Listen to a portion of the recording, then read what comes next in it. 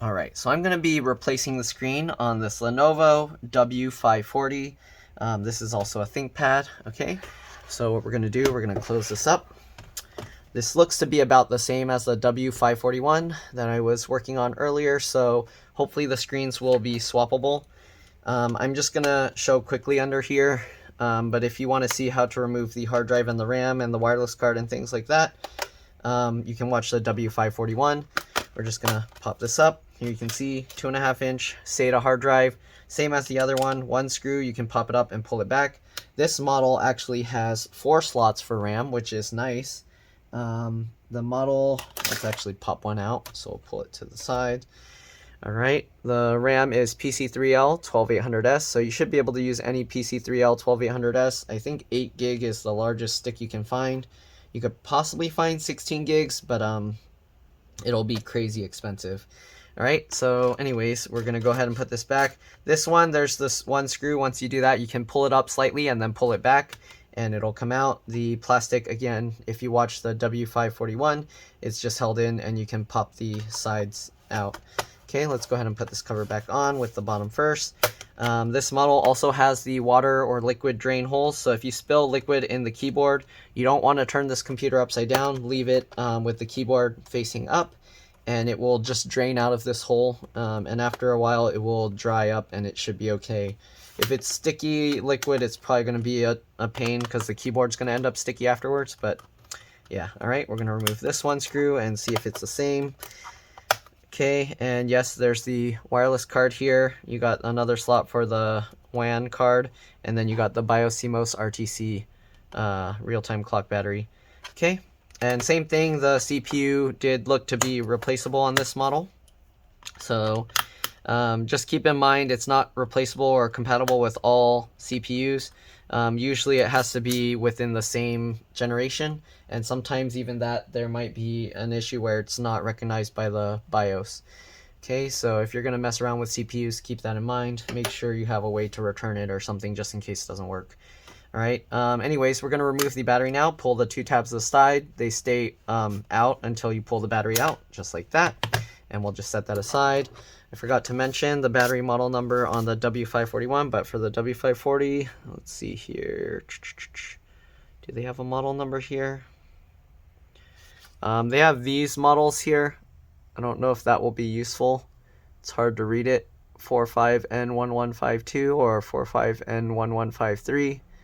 Okay, I don't see any other model numbers, so you could always just search W540 or W541 battery. I think they're the same.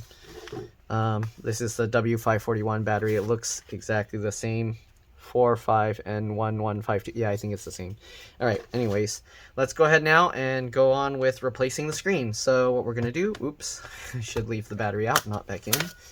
Okay, so now we're going to open up the computer, and it's always good to press and hold the power button for 15 seconds. This will drain any residual power and make it safer to work on. So if you are going to be messing with the screen or the screen cable, you do want to press and hold the power button for 15 seconds just to be safe. Alright. Okay, let's go ahead and pop this out now. So just like the other one, we're pulling up from the center. Alright.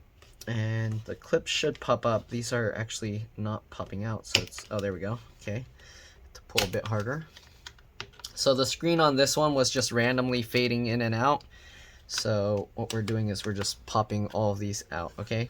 So I know I'm doing this pretty quick, so it's hard for you to see what's going on, but basically I'm pulling the inner lip upwards, okay? And then I'm pulling the plastic in towards the center, or the bezel towards the center. So I'm basically using my thumb to keep it lifted up and my fingers to push it that way. And that's how I can slide the side and it just pops up all the clips.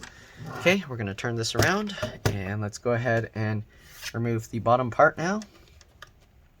So kind of just wiggle this and pull, okay? And just like the other one, it helps to kind of pull it up towards the center as you're pulling it out, and there we go. Okay, so the screen does look a little bit different, but we'll see. It was a 1080p as well, so as long as the connector is the same, I think we should be okay. Alright, there's 4 screws. We're going to remove all 4 screws here.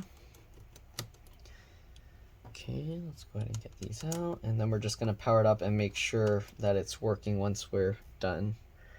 Alright. So let's get these last screws out. If this video helps you out, make sure to like, subscribe, share my channel with others so that they can learn how to upgrade and repair their devices as well.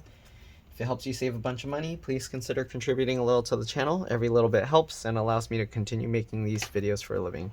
Again, these are customer laptops. I don't own them, so keep that in mind. All right, we're gonna use the metal tab here to pull the screen forward so I get underneath and then I can pull that out. All right, and now we're just gonna slowly, carefully let it fall forward. You can pull it out from these little plastic loops to make it easier to work on. Okay, so the other one I didn't see notched in like that, but there we go.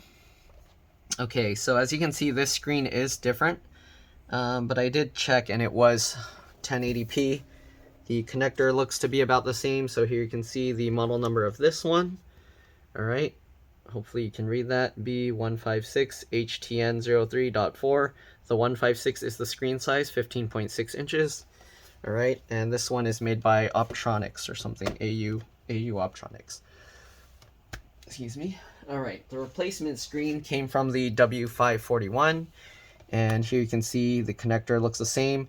You do want to make sure that the connectors line up here because sometimes these don't line up or it's a little bit further to the left or right and then you can't use the screen. So keep that in mind. All right. So let's go ahead and disconnect this. All right, I'm going to zoom in a bit, make it a little bit easier for you guys to see. Okay, we're going to use a plastic razor blade here to try and cut underneath the adhesive.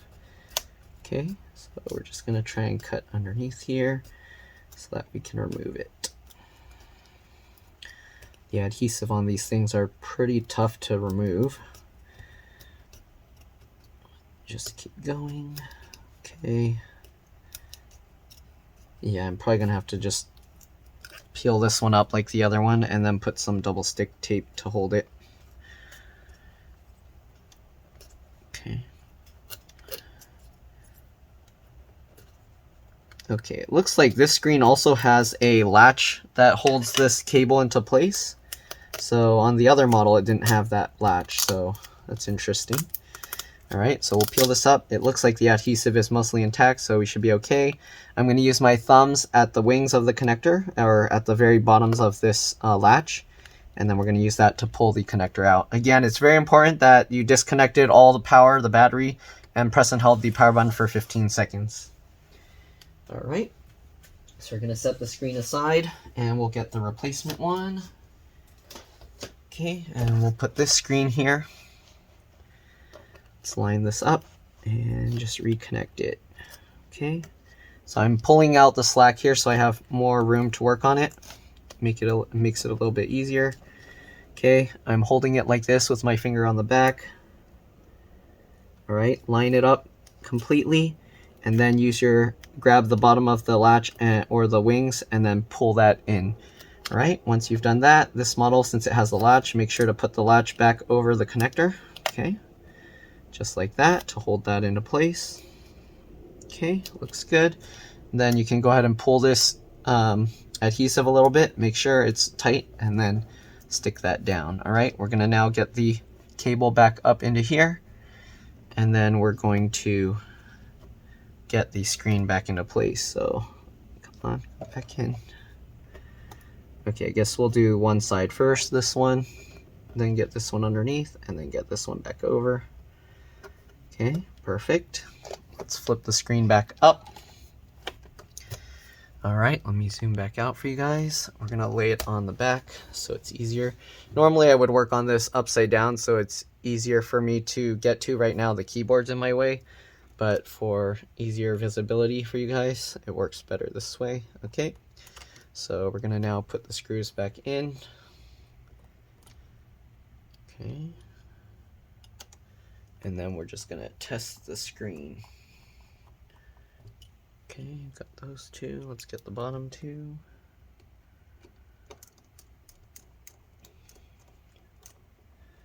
I keep getting a million spam phone calls every day. It's pretty annoying.